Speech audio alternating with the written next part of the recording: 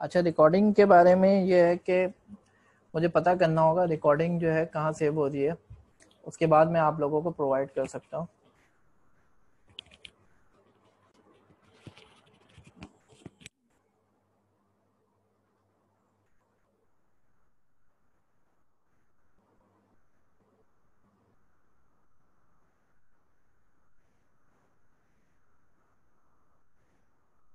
Portal पे है ना, तो बाकी भी आ जाएंगे इंशाल्लाह पोर्टल के ऊपर। ठीक है स्टूडेंट्स, रिकरेंट न्यूरल नेटवर्क अब हम पढ़ने जा रहे हैं। अभी तक हमने जो लेयर्स देखी हैं, हमने डांस देखी, एम्बेडिंग देखी, कॉन्वोल्यूशन देखी। अच्छा, डांस के साथ क्या प्रॉब्लम है? डांस या इस तरह की जो लेयर्स हैं,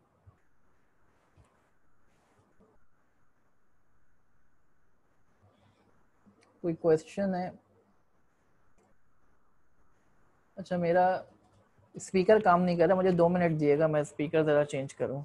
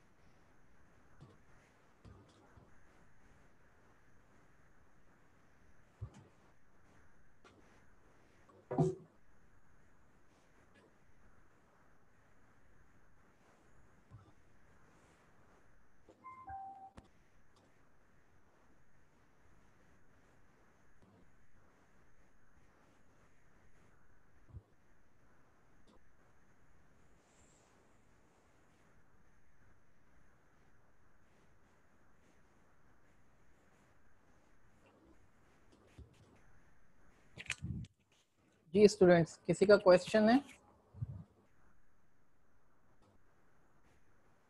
नो क्वेश्चन। अच्छा, बिलाल तहसीन का क्वेश्चन है। जी बिलाल। सर मैं बोल रहा था अभी जो हमने जो टेक्स्ट बेस्ड वो किया है वो भी तो आरएनएन की टाइप है। हेलो, आवाज़ नहीं आ रही बिलाल आपकी। सर अब आ रही है आवाज़? हेलो सर, आ रही है आवाज़?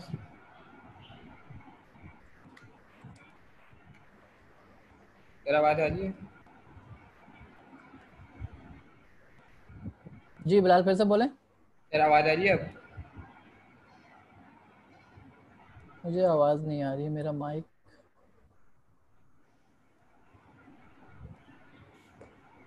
जी बोलें बिलाल। सर आ रही है आवाज़ अब? जी अब आ रही है। सर मैं बोल रहा था कि अभी जो हमने टेक्स्ट बेस्ड जो सर्च करा है जिस पे हमने वो भी तो आरएनएन की टाइप हुई ना, जो भी हमने पढ़ा है जिसमें नहीं ग्लैब अभी, था हमने। नहीं अभी हमने आरएनएन नहीं पढ़ा है। अभी तो हमने सिर्फ जो है टेक्स्ट को कन्वर्ट करना सीखा है नंबर्स में। अभी आरएनएन पे तो आए ही नहीं है, अब आरएनएन पे आएंगे हम। चलें सर, सही है। ठीक है।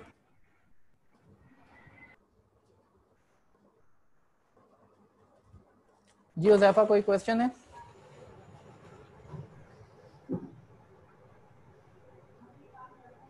जी उज़ैफा।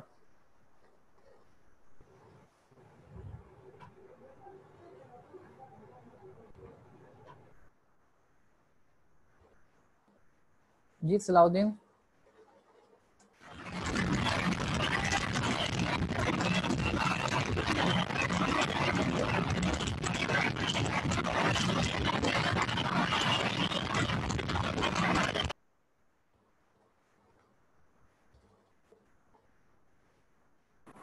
जी वलीद। सर ये एम्बेडिंग जरा बता देंगे दोबारा। यार एम्बेडिंग तो मैं कई बार रिपीट कर चुका हूँ, चले मैं फिर भी एक दफ़ा और रिपीट कर दे रहा हूँ। Thank you sir.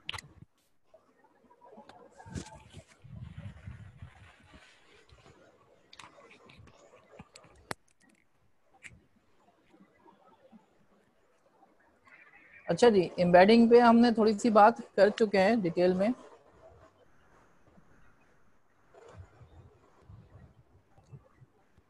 एम्बेडिंग में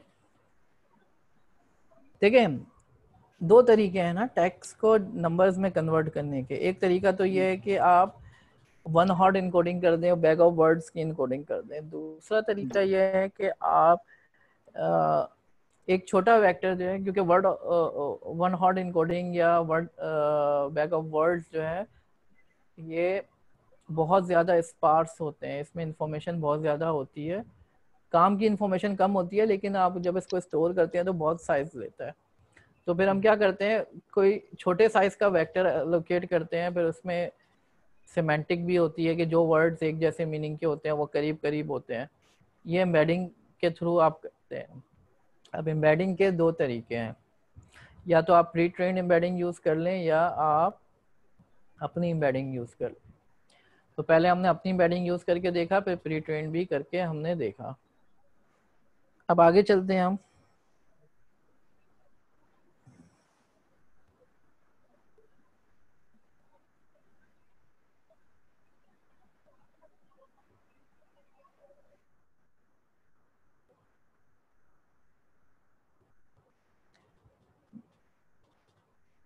अच्छा, बेहतर तो ये है कि आप प्री ट्रेन यूज़ कर लें, उसकी एक्यूरेसी ज़्यादा अच्छी आएगी क्योंकि वो ज़्यादा वॉल्यूम ऑफ डेटा पे ट्रेन हुआ है। लेकिन अगर आप जो है किसी ऐसे डोमेन पे काम कर रहे हैं जो कि बहुत ज़्यादा स्पेसिफिक है, तो वहाँ पे जो है ये इंग्लिश वाली एम्बेडिंग तो नहीं चलेगी ना। फिर अगर आप जो है किसी प्रोग्रामिंग लैंग्वेज के लिए, जावा या पाइथन के लिए आप जो है एनएलपी अप्लाई कर रहे हो, तो वहाँ पे इंग्लिश वाली तो नहीं चलेगी ना। तो आप फिर प्री ट्रेंड ना यूज़ करें, वहाँ पे अपनी एम्बेडिंग यूज़ करें। ठीक है। न्यूरल नेटवर्क के साथ एक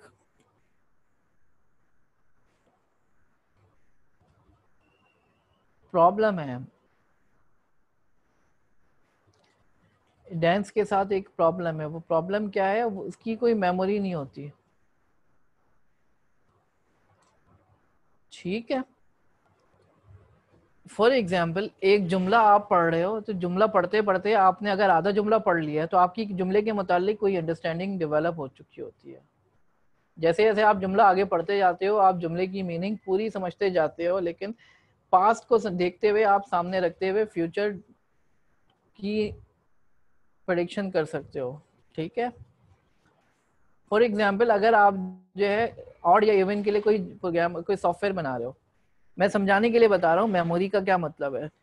अगर आप के पास अभी तक ऑड वर्ड्स आए हैं, मिसाल के तौर पर 7 वर्ड्स आए हैं, 7 वन आ गए, अब उसके बाद एक वन और आता है, तो आपके पास क्या बन जाएगा, ये इवन बन जाएगा। लेकिन अगर आप ऑलरेडी इवन हो और वन आ जाए तो ऑड बन जाओगे। तो इनपुट वन आ रहा है, लेकिन सिर्फ आपके लिए इनपुट काम का नहीं है, बल्कि इनपुट के साथ आपको ये भी देखना है कि मैं किस स्टेट पे बैठा हुआ हूँ। ठीक है। तो रिकरेंट न्यूरल नेटवर्क की ये खूबी है कि वो ना सिर्फ ये कि करंट इनपुट को देखता है, बल्कि अपनी स्टेट को, अपनी मेमोरी को भी अपडेट कर रहा होता है, उसके मुताबिक फैसले कर रहा होता है।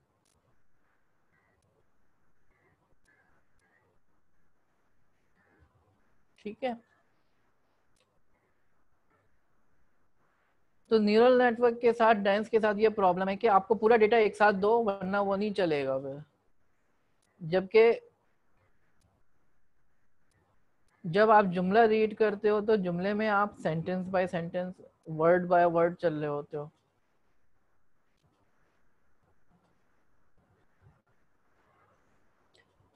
तो रिकरेंट न्यूरल नेटवर्क किसी भी सीक्वेंस को, जरूरी नहीं है कि वो टेक्स्ट पे काम कर रहा हो, वो किसी भी सीक्वेंस में, मिसाल के तौर पर टाइम सीरीज डेटा, उस पर भी काम कर सकता है। लेकिन जैसे जैसे वो डेटा रीड करते जाते हैं वो अपनी डेटा के मुतालिक जो है अपनी मेमोरी में उसको सेव करते जाते हैं अपनी इंटरप्रिटेशन को।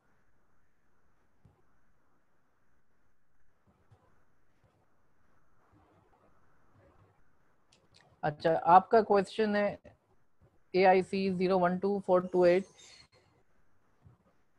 जब आप टेक्स्ट प्रोसेसिंग कर रहे होते हो उसके लिए आप RNN यूज करें, वो ज्यादा बेहतर है सिंपल नेटवर्क के मुकाबले में, सिंपल डेंस के मुकाबले में। ठीक है, RNN और CNN से भी रिजल्ट्स मिलते हैं हमें, टेक्स्ट प्रोसेसिंग में या सीक्वेंस प्रोसेसिंग में रिजल्ट्स हमें अच्छे मिलते हैं। सलाउद्दीन का क्वेश्चन है CNN या RNN कौन सा इस्तेमाल करना चाहिए। देखो बेटा, CNN और RNN दोनों की अपनी जगह पे अफादियत है। अगर इमेज पे काम कर रहे हो तो आप CNN के बगैर तो रह नहीं सकते, CNN के ऊपर काम करोगे। टेक्स्ट पे काम कर रहे हो तो आप RNN को इस्तेमाल करोगे। अच्छा, RNN के भी नुकसानात हैं, अभी हम देखेंगे। ठीक है, इमेज के लिए जो है CNN इस्तेमाल करोगे हमेशा, कॉन्वोल्यूशनल न्यूरल नेटवर्क्स। टेक्स्ट के लिए RNN है।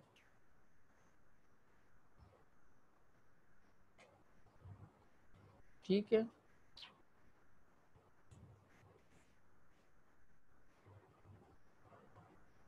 RNN फॉर सीक्वेंस डेटा, बिल्कुल सही कह रहे हैं। तो RNN जो है is a type of neural network that has an internal lobe। ये RNN के सेल को अगर मैं आपको शो करूं तो ये इनपुट लेता है, कुछ आउटपुट दिया इसने। अब जो आउटपुट है वो उसको फीडबैक के तौर पर मिलता है, उसको पता होता है कि मैंने लास्ट टाइम क्या आउटपुट दिया था, उसके हिसाब से फिर जो है वो अपनी स्टेट को अपडेट करता है। जो आउटपुट दिया था वो उसकी करंट स्टेट बन जाती है, और इनपुट और करंट स्टेट की बेस के ऊपर वो नेक्स्ट आउटपुट प्रेडिक्ट करता है। फिर जो आउटपुट निकलता है वो स्टेट बन जाती है, उसकी बेस के ऊपर फिर प्रेडिक्शन करता है। फिर जो आउटपुट निकलता है वो स्टेट बन जाती है, उसकी बेस के ऊपर प्रेडिक्शन की जाती है।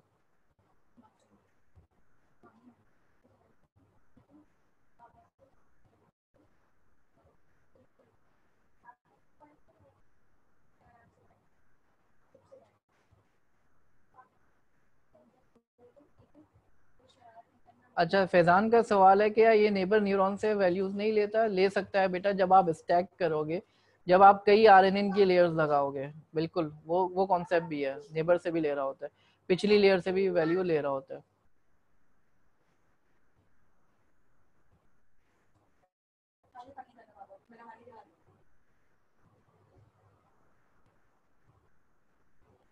ये प्रोसेस उस वक्त तक चलता है जब तक कि आपके पास इनपुट मौजूद होता है। जैसे इनपुट खत्म होता है, एक जुमला है उसमें पहला वर्ड रीड किया, फिर दूसरा वर्ड रीड किया, फिर तीसरा वर्ड रीड किया, इस तरीके से काम कर रहा होता है। ठीक है,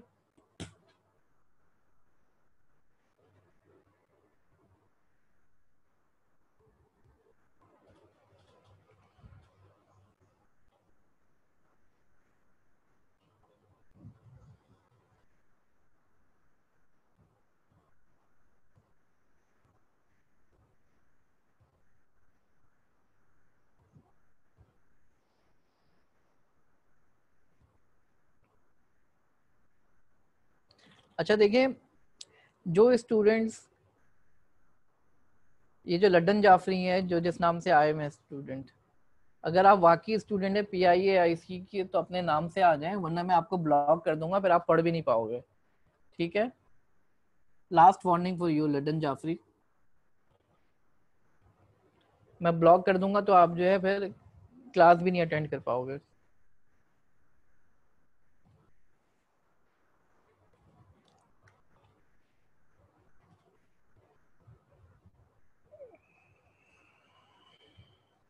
अच्छा, सुफियान का सवाल है एम्बेडिंग में अपनी ट्रेनिंग कब यूज करते हैं। बेटा मैंने बताया ना, अगर आप जो है कोई ऐसा डेटा आपकी नेचर, ऐसे नेचर का है, जैसे जावा का प्रोग्राम है, ये है तो लैंग्वेज ना एक। अब यहाँ पे आप इंग्लिश वाले जुमले का जो है अगर आप प्री ट्रेन एम्बेडिंग यूज करोगे जो कि इंग्लिश डेटा पे ट्रेन हुआ है, तो आपको वो रिजल्ट नहीं मिलेगा। तो यहाँ पे अपना आप जो है अपनी एम्बेडिंग यूज करो तो वो ज्यादा बेहतर है। ठीक है, अब किसी ऐसी लैंग्वेज पे काम कर रहे हो जिसका प्री ट्रेंड मौजूद ही नहीं है, तो फिर जो है आप क्या करोगे,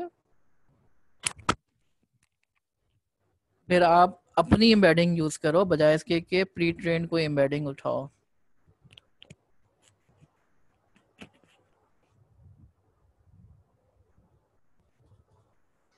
ठीक है जी।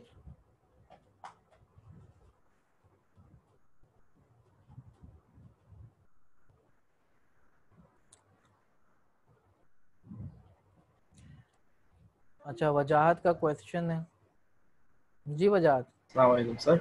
आवाज़ आ रही है?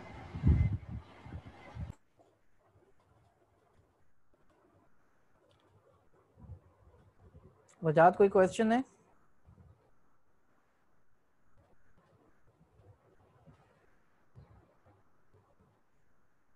अस्सलाम वालेकुम सर। वालेकुम सलाम।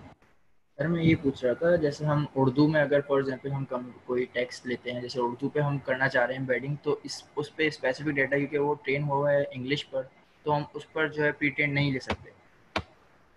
अगर मैं मेरा एग्जांपल एक ख्याल है ऐसी ज्यादा अच्छे रिजल्ट नहीं मिलेंगे आपको, क्योंकि वो तो ऐसा, इंग्लिश के लिए हुआ ना। हाँ हाँ यही पूछना था कि जैसे फॉर एग्जांपल कोई और लैंग्वेज है, कोई भी और लैंग्वेज है इंग्लिश के अलावा, तो हम उसके लिए प्रीटेंड नहीं लेंगे फिर एम्बेडिंग। नहीं सही। ठीक नहीं, है, थैंक यू बिल्कुल सर। नहीं। ठीक है, और आप लोग खुद भी बना सकते हो। अगर देखो ये उर्दू का अगर आपको नहीं मिलता तो आप प्री ट्रेंड मॉडल जो है बना सकते हो उर्दू डेटा पे ट्रेन करके। ये आपकी अच्छी कंट्रीब्यूशन हो जाएगी आप लोगों की तरफ से ना।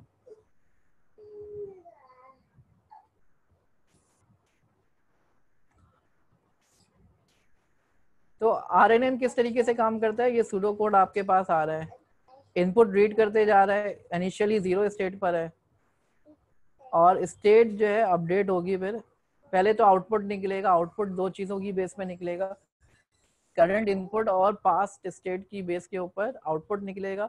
और जो आउटपुट है वो स्टेट में आ जाएगा, फिर आउटपुट स्टेट बन जाएगी, फिर इनपुट के तौर पर जाएगी, इनपुट और स्टेट की बेस के ऊपर आउटपुट निकलेगा, फिर आउटपुट स्टेट बन जाएगी, फिर इनपुट और स्टेट की बेस पे आउटपुट निकलेगा, फिर आउटपुट स्टेट बन जाएगी। ये रिपीट होता रहेगा कब तक के, जब तक के आपके पास इनपुट मौजूद है। राइट। तो समरी अगर आप मैं करूँ ना, सिंपल सी चीज है। आरएनएन जो है ना अपने पास मेमोरी रख रहा होता है, मेमोरी रख रहा होता है तो उसको डिसीजन लेने में आसानी होती है। ऐसा डेटा जो सीक्वेंस डेटा है जिसमें करंट स्टेट पास्ट स्टेट पे डिपेंड कर रही है, तो वहां पर जिसमें मेमोरी मैटर करती है कि पास्ट में क्या हुआ, अगर पास्ट में क्या हुआ उसको नजर नहीं रखोगे तो फिर आप प्रिडिक्शन नहीं कर सकते। ठीक है, तो ये एफ क्या है, ये जो एफ यहाँ पे शो किया है, what is this F? This F is nothing but a neural network. ये न्यूरल नेटवर्क है ना। न्यूरल नेटवर्क में क्या होता है, वेट्स मल्टीप्लाई होते हैं इनपुट से और बायस ऐड होते हैं, लेकिन यहाँ पर एक फैक्टर और बढ़ गया। अब यहाँ पे एक वेट नहीं है बल्कि दो वेट्स हैं, क्योंकि यहाँ पे इनपुट सिर्फ नहीं है बल्कि यहाँ पे स्टेट भी है, स्टेट को भी कंसीडर करना है। स्टेट के अलग वेट्स हैं यू के नाम से, इनपुट के अलग वेट्स हैं डब्ल्यू के नाम से।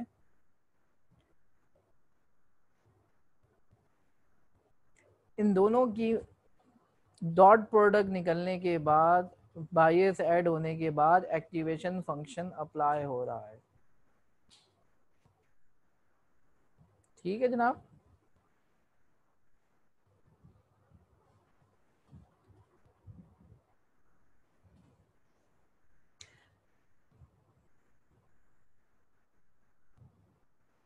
अच्छा, कुछ वीडियोस तो मेरी मिल जाएंगी आपको पोर्टल के ऊपर। वैसे मैंने जो है अपना चैनल पे भी मैंने अपलोड करी है अपनी कुछ लेक्चर्स रिकॉर्ड करके, इस चैप्टर के भी मैं अपलोड करूंगा। फर्स्ट 4 वीक के तो अपलोडेड हैं वहाँ पे लेक्चर्स, ठीक है, मेरे चैनल के ऊपर।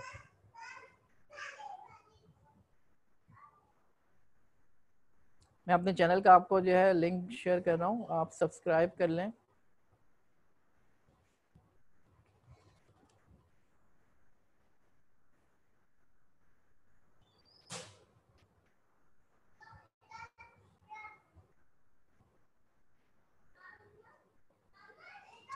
जी, यहाँ पे जो है फर्स्ट 4 वीक्स के तो हैं सारे लेक्चर्स, ठीक है। इसमें जाएंगे आप प्लेलिस्ट में, CNN की प्लेलिस्ट मौजूद है, उसमें आपको मिल जाएंगे। 30 वीडियोस हैं, बाकी इंशाल्लाह मैं और बना के डालूंगा। कोलैब भी यूज़ कर सकते हैं, कोलैब यूज़ करने का मैंने तरीका भी बता दिया था। पावर पॉइंट की स्लाइड्स मैं इस वजह से नहीं शेयर करा रहा, अभी ये कंप्लीट नहीं है, कंप्लीट हो जाएंगी तो मैं शेयर करा दूंगा, ठीक है।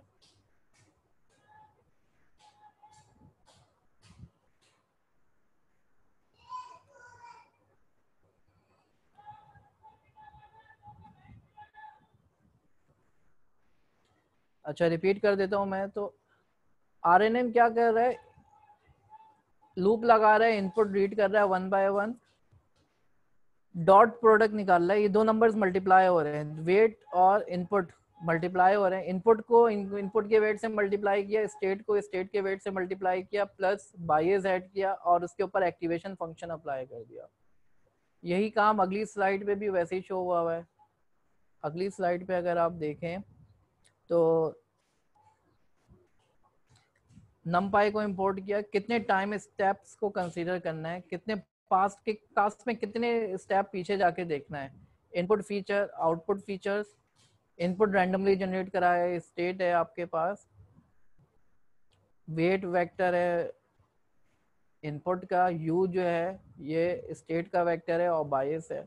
लूप लगा के हर स्टेप पे मैं क्या कर रहा हूँ, डॉट प्रोडक्ट निकाल रहा हूँ वेट और इनपुट का और वेट और स्टेट का, प्लस बायस ऐड कर रहा हूँ और इस पे एक्टिवेशन फंक्शन अप्लाई कर रहा हूँ। एक्टिवेशन फंक्शन बहुत सारे हो सकते हैं, हमने पढ़े। यहाँ पे हमने कौन सा यूज़ किया, 10H। उसके अलावा रेलू हो सकता है, पी रेलू हो सकता है, और इसके अलावा आपके पास सिग्मॉइड हो सकता है, सॉफ्टमैक्स हो सकता है, ये बहुत सारे हो सकते हैं। और ये आउटपुट अपेंड भी हो रहा है, ठीक है। तो इस तरीके से जो है RNN काम करता है। आप बुक देख लें, आप बुक में स्लाइड्स मौजूद हैं, स्लाइड्स के सारी चीजें बुक्स के अंदर मौजूद हैं।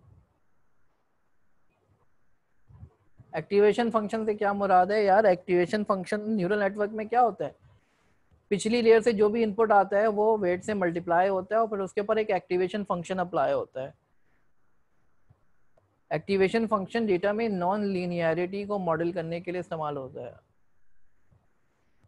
ठीक है। अगर एक्टिवेशन फंक्शन नहीं हो ना तो आप जो है हर तरह के डेटा को मॉडल नहीं कर सकते, हर तरह के डेटा पे काम नहीं कर सकते, प्रेडिक्शन नहीं करा सकते हर तरह के डेटा से। एक्टिवेशन फंक्शन की मदद से ये पॉसिबल होता है। डेटा अगर अजीब व गरीब नेचर का भी है तो उसमें प्रेडिक्शन हो सकती है। टाइम स्टेप का मतलब है आप मिसाल के तौर पर अभी देख रहे हो, आप कितने पास्ट में जा सकते हो, पास्ट में 2 स्टेप पीछे जा सकते हो, 3 स्टेप पीछे जा सकते हो, कितने स्टेप पीछे जा सकते हो, ठीक है। तो जितने स्टेप आप पीछे जा सकते हो उतने स्टेप पीछे का डेटा आपके पास होना जरूरी है।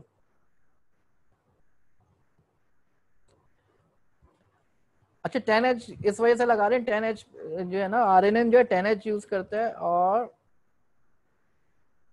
इस पे रिजल्ट्स अच्छे मिलते हैं। स्टेप यहाँ पे वर्ड को रिप्रेजेंट कर रहा है, कितने वर्ड्स पीछे जाके देख रहे हैं। अगर टाइम सीरीज डेटा होता तो वहां पे डेज हो सकता है, ईयर हो सकता है, कितने साल पीछे का डेटा देखना है, कितने दिन महीने पीछे का देखना है, ये कुछ भी हो सकता है, ठीक है वजाद।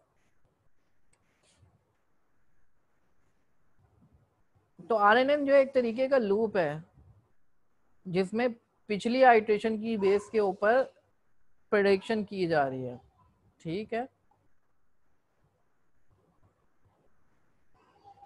बुक मैं अपलोड कर दूंगा ग्रुप के ऊपर, वैसे अपलोडेड है ग्रुप के ऊपर, अगर आप बुक सेक्शन में जाएंगे, फाइल सेक्शन में, वहां पे आपको मिल जाएगा।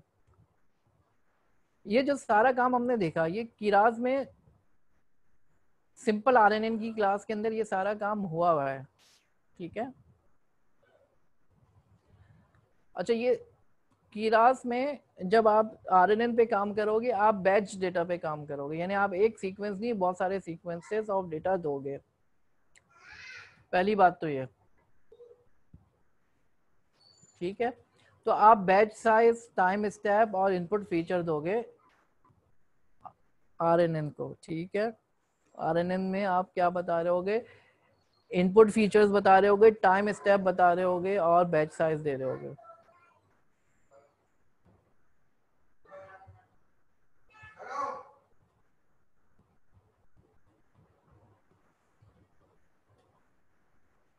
ठीक है, एक चीज और होती है इसके अंदर, रिटर्न सीक्वेंसेस। हर स्टेप पे जो आउटपुट आ रहा है, अक्सर होता है कि आपको हर स्टेप पे जो आउटपुट आ रहा है उसकी जरूरत नहीं होती, फाइनल आउटपुट की जरूरत होती है। ठीक है, और बाज़ औक़ात ऐसा होता है कि आपको हर स्टेप पे जो आउटपुट मिल रहा है, यहाँ पे देखो ना क्या हो रहा है, यहाँ पे लूप लगा हुआ है, इनपुट दिया आपने, वर्ड रीड किया, उसके बाद आउटपुट आया, अब ये आउटपुट इधर पास हो रहा है। जब पूरा जुमला रीड हो जाए उसके बाद फाइनल आउटपुट रिटर्न हो, ये भी हो सकता है।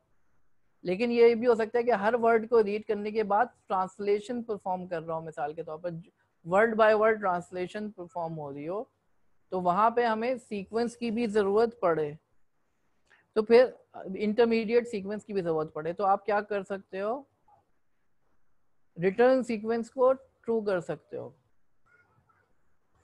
तो सीक्वेंशियल लगाओगे आप, एम्बेडिंग लगाओगे और सिंपल आरएनएन लगाओगे, वैसे ही काम हो रहा है। एक नई तरह की लेयर आ गई सिंपल आरएनएन के नाम से। ठीक है स्टूडेंट्स, हमारे पास पहले हमने और बहुत सारी तरह की लेयर्स देखी हैं, सीक्वेंशियल देखी है, एम्बेडिंग देखी है, अब यहाँ पे सिंपल आरएनएन भी आ गई और इसके 32 यूनिट्स लगाए हैं। जिस तरीके से डेंस लगाते थे तो हम एक यूनिट नहीं लगाते थे, 32 यूनिट्स लगाते थे। ठीक है,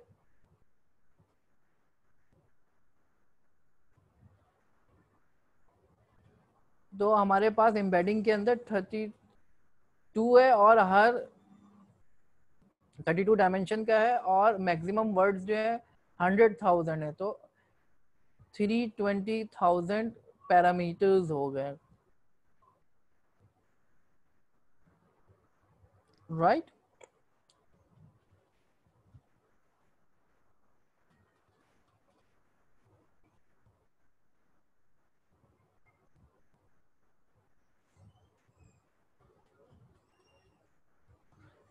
देखो ना। अच्छा, आपके पास 32 डायमेंशन हैं एक वर्ड की, और कितने वर्ड्स हैं हमारे पास, 10,000 वर्ड्स हैं, तो इन दोनों को मल्टीप्लाई कर दो तो आपके पास ये पैरामीटर्स निकल के आ गए 320,000।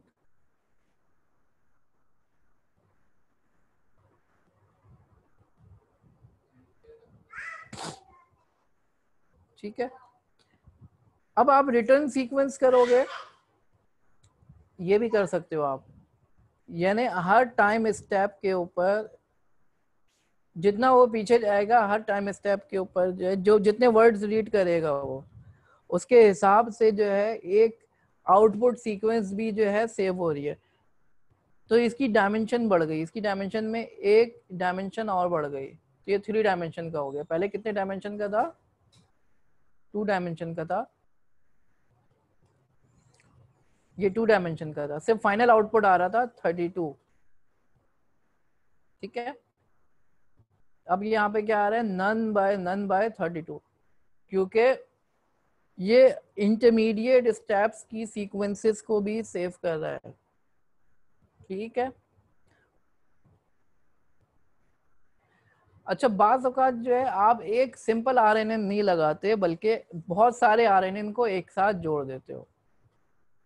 एक आरएनएन आपने ये लगाया, फिर एक आरएनएन आपने ये लगाया, इस तरीके से कई आरएनएन लगा देते हो स्टैक। जिस तरीके से डेंस बहुत सारे लगाते हैं ना हम, इसी तरीके से आरएनएन बहुत सारे भी लगा सकते हो। तो इससे क्या होगा, पावर आपकी बढ़ जाएगी। ठीक है जी, तो ये हमने कई आरएनएन लगा दिए, राइट, और आखिर में सिंपल आरएनएन लगा दिया। अब इसकी बेस में हम एक कोड देख लेते हैं।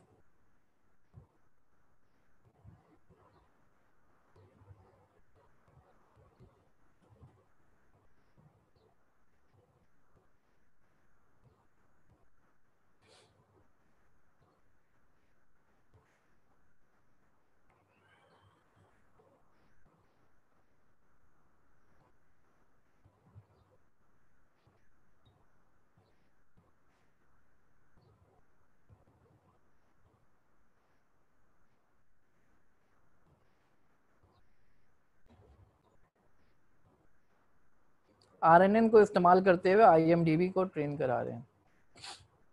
डेटा सेट को इंपोर्ट किया हमने बोला मैक्सिमम वर्ड्स 10,000 होंगे हमारे पास,